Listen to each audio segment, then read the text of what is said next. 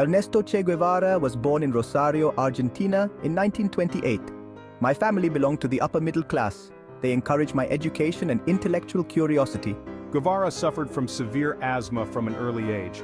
However, he excelled in academics and was a voracious reader. Guevara developed a keen interest in social justice and politics. He was particularly drawn to the works of Marxist thinkers. In 1948, I began studying medicine at the University of Buenos Aires. My interest in medicine went beyond the theoretical. I wanted to understand and alleviate human suffering. While in medical school, Guevara embarked on 2 motorcycle journeys across South America. These trips exposed him to the poverty and inequality that plagued the continent. These experiences would profoundly shape his worldview. They ignited his passion for social change and revolution. Guevara's motorcycle journeys were transformative. His first trip in 1950 took him across northern Argentina. He witnessed the plight of impoverished miners and marginalized communities. This experience deepened his understanding of social injustice. It also fueled his desire to address it. In 1951, I embarked on a more extensive journey. I traveled with my friend Alberto Granado. We covered over 8,000 kilometers on our motorcycle, nicknamed La Poderosa II. This journey took them through Chile, Peru, Colombia, and Venezuela. Guevara's diaries from this trip, later published as the Motorcycle Diaries, offer a glimpse into his evolving political consciousness.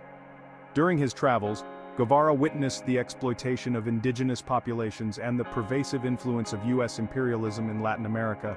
He became convinced that armed revolution was the only way to achieve true social justice. In 1953, I arrived in Guatemala. I was drawn by the country's socialist government under President Jacobo Árbenz.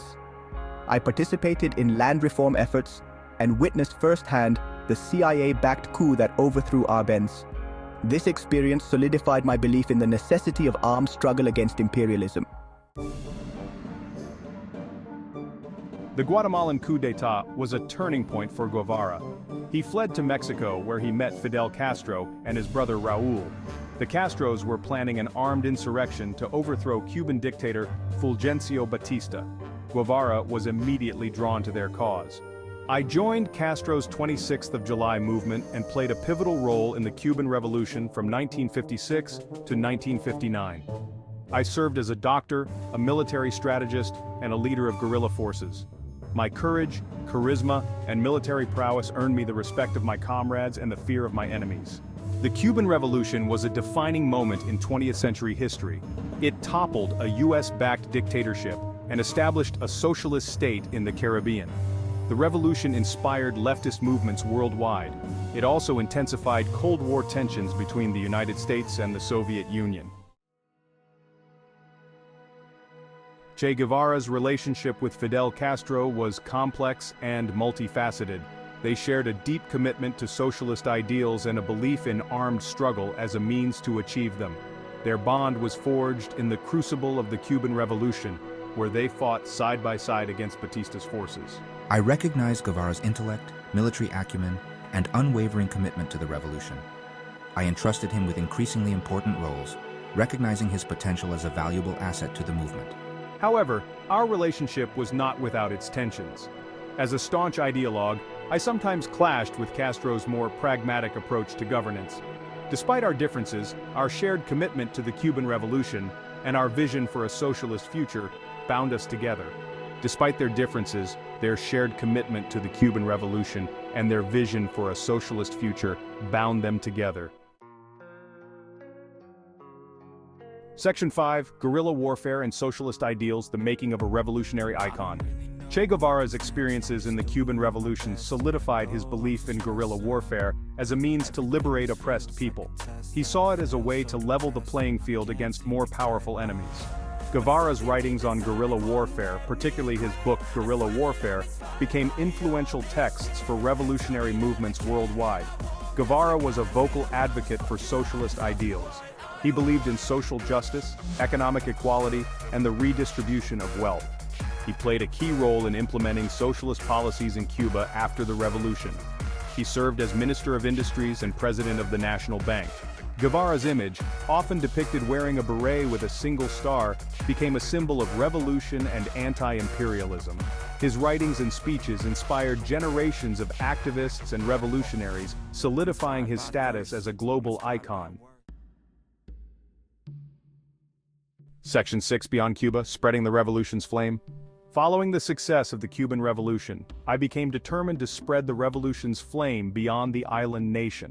I believed in the need for a global socialist revolution to challenge imperialism and capitalist exploitation. Guevara traveled extensively, representing Cuba on the international stage and seeking to forge alliances with other revolutionary movements. He visited countries in Africa, Asia, and Latin America, meeting with leaders and activists to promote his vision of a socialist world order. My travels took me to the Congo, where I participated in a guerrilla movement seeking to overthrow the government. I also traveled to Bolivia, where I attempted to ignite a similar revolution. Guevara's efforts to export the Cuban Revolution were met with mixed success, highlighting the complexities and challenges of fomenting revolution in diverse political and social contexts. Section 7. Che's diplomatic forays navigating the Cold War landscape.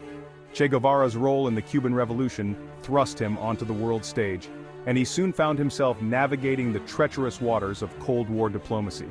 As a representative of revolutionary Cuba, I engaged with world leaders, seeking to build alliances and secure support for the fledgling socialist state. Guevara's travels took him to the United Nations, where he delivered impassioned speeches denouncing imperialism and advocating for the rights of developing nations. His charisma and revolutionary zeal captivated audiences worldwide, making him a polarizing figure on the global stage. I also forged ties with the Soviet Union, Cuba's main ally during the Cold War. My relationship with the Soviets was complex, marked by both cooperation and ideological differences. Guevara recognized the Soviet Union's support as crucial for Cuba's survival, but he also criticized what he saw as their bureaucratic tendencies and deviations from true Marxist principles. Section 8. The Bolivian Expedition, a revolutionary's last stand. In 1966, Che Guevara left Cuba to lead a guerrilla movement in Bolivia. He believed that Bolivia's conditions were ripe for revolution. He hoped to create a socialist state that would inspire similar uprisings throughout Latin America. Guevara and his small band of guerrillas faced numerous challenges in the Bolivian mountains. They were hampered by a lack of support from the local population. They also faced a well-equipped Bolivian army, trained and supported by the United States. After months of fighting, Guevara and his comrades were surrounded and captured by Bolivian forces on October 8, 1967. He was executed the following day in the village of La Higuera. Guevara's death marked the end of his revolutionary journey. However, it also marked the beginning of his transformation into a global icon. Section 9. Martyrdom and Legacy, Che Guevara's enduring image. Che Guevara's death in Bolivia transformed him into a martyr for revolutionary causes worldwide. His image, frozen in time at the moment of his capture, became a ubiquitous symbol of rebellion, idealism, and anti-imperialism. The iconic photograph of Guevara's corpse, taken shortly after his execution, became one of the most reproduced images of the 20th century. It adorned posters, t-shirts, and murals, transforming him into a countercultural icon. Guevara's writings, particularly his motorcycle diaries and guerrilla warfare, continued to inspire generations of activists and revolutionaries. His life and death became a rallying cry for those seeking social justice, economic equality, and an end to oppression. Section 10. Che's controversial legacy, triumphs, failures, and moral dilemmas. Che Guevara's legacy is complex and often contested. While he is revered by many as a symbol of revolution and anti-imperialism, he is also criticized for his use of violence, his authoritarian tendencies, and his role in human rights abuses. Guevara's supporters argue that his actions were justified in the context of revolutionary struggle against oppressive regimes. They point to his commitment to social justice, his efforts to improve the lives of the poor and marginalized, and his unwavering opposition to imperialism. However, Guevara's critics argue that his methods were often brutal and that he showed little tolerance for dissent. They point to his role in the Cuban Revolution's summary executions and his support for oppressive regimes that shared his ideological leanings. Section 11. Conclusion. Che Guevara's legacy in the 21st century. Che Guevara's legacy continues to be debated and reinterpreted in the 21st century. His image remains a powerful symbol of rebellion and resistance, particularly among young people disillusioned with globalization, capitalism, and social inequality. Guevara's life and death raise important questions about the use of violence in pursuit of social change, the complexities of revolution, and the enduring allure of revolutionary icons. His story serves as a reminder that the path to social justice is rarely straightforward and that even the most well-intentioned revolutionaries can succumb to the temptations of power. Che Guevara's legacy is a testament to the enduring power of ideas and the enduring human desire for a more just and equitable world. Whether one views him as a hero, a villain, or something in between, there is no denying the profound impact he has had on the 20th and 21st centuries.